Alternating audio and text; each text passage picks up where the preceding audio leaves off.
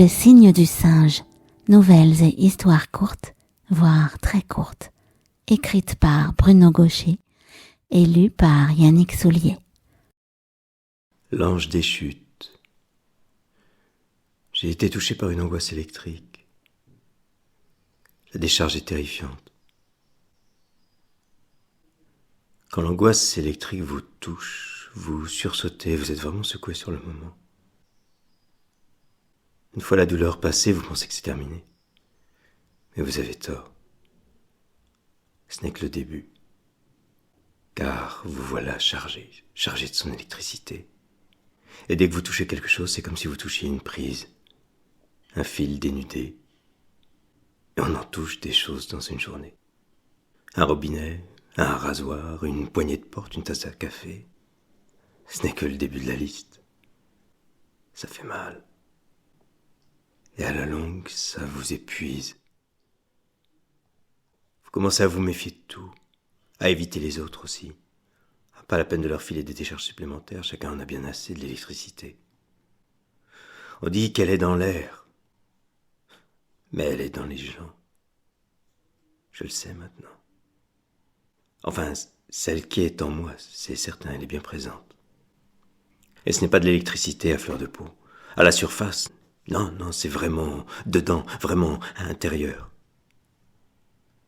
Dans mon cas, ça a même empiré.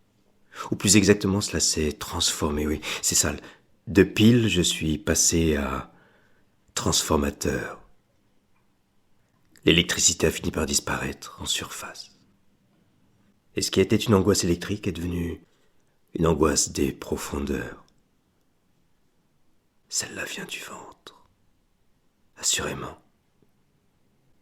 Elle essaie de vous absorber, de vous attirer comme le vide vous appelle. C'est horrible. Vous avez ce sentiment que votre ventre veut vous aspirer, que vous allez rentrer en vous-même. Ça devient très vite insupportable. Vous avez à la fois la peur au ventre et la peur du ventre. La peur qu'il vous rentre.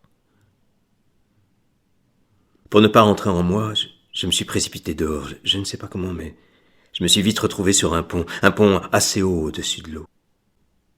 J'étais tout seul. Il était tôt. Ou très tard. Enfin, il était tard tôt. J'ai regardé en bas. Bien sûr que j'étais attiré. À tout prendre, c'était plus réconfortant de plonger dans l'eau que de plonger dans mon propre ventre. Je me suis penché un peu plus. Et là, j'ai pensé à l'ange des chutes. Celui du film qu'il passe souvent à Noël, le film de Frank Capra, La vie est belle, It's a Wonderful Life. Un homme pense qu'il a raté sa vie et veut se jeter d'un pont. À ce moment-là, un autre homme saute dans l'eau. Alors le premier plonge à son tour pour le sauver. Une fois qu'il l'a secouru et ramené sur la rive, l'autre lui dit qu'il est son ange gardien, qu'il a sauté pour l'empêcher de se suicider. Je suis là, penché sur un pont, mais je ne crois pas vouloir me suicider. Pourtant un ange, c'est exactement ce qu'il me faudrait pour m'enlever mon angoisse des profondeurs. Alors, je regarde l'eau qui m'attire, et je guette l'ange, celui du film ou un autre. Je ne suis pas regardant, tous les anges peuvent m'aller. Il en suffirait un seul. J'attends un peu. Rien ne vient. Enfin si, il commence à y avoir d'autres gens que moi sur le pont. Mais qui sait? L'ange est peut-être parmi eux. Il est sûrement parmi eux. Il y en a bien un qui va sauter. Oui?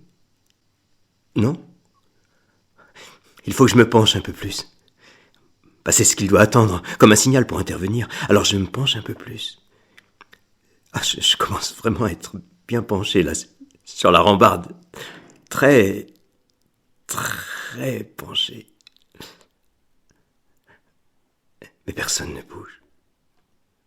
Pourtant, il y a vraiment de plus en plus de monde. Ils me regardent tous intensément, presque chaleureusement, avec une sorte de compassion extrême. Je les sens, ils sont avec moi. de tout cœur avec moi. Et soudain, je comprends enfin, ils veulent des chutes. Ils veulent tous voir des chutes. Ils adorent les chutes. Juste une, allez, juste une. Je pourrais faire un effort, leur en donner une bonne. Je pourrais être leur Marie-Jeanne, pas celle qui fait planer, mais celle qui se jette du pont de la Garonne dans la chanson de Jodassin. J'oublie l'ange. Je l'oublie. Je sais qu'il ne viendra pas. Je me dis que c'est peut-être moi, l'ange. L'ange de tous ces gens qui veulent une chute. Peut-être pensent-ils que je vais les sauver.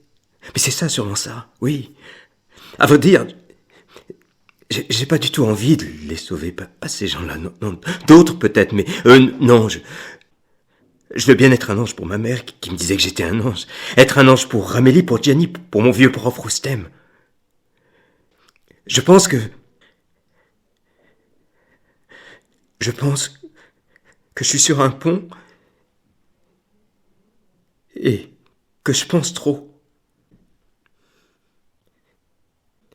Tellement que ça me met un peu plus de poids dans la tête.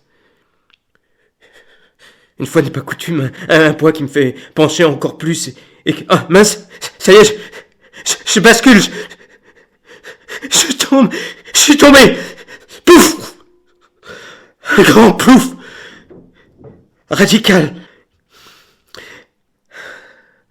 L'angoisse est passée, l'angoisse électrique est passée.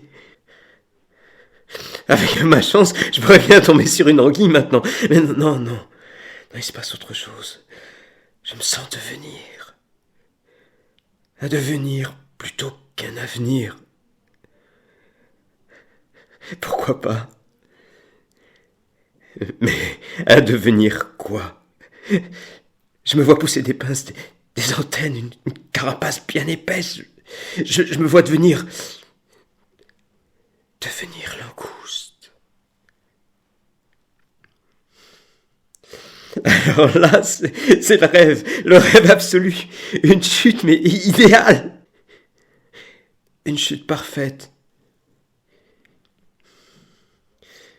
Je n'aurais pas pu faire mieux. Langouste. Langouste. Langouste. C'est tellement moi.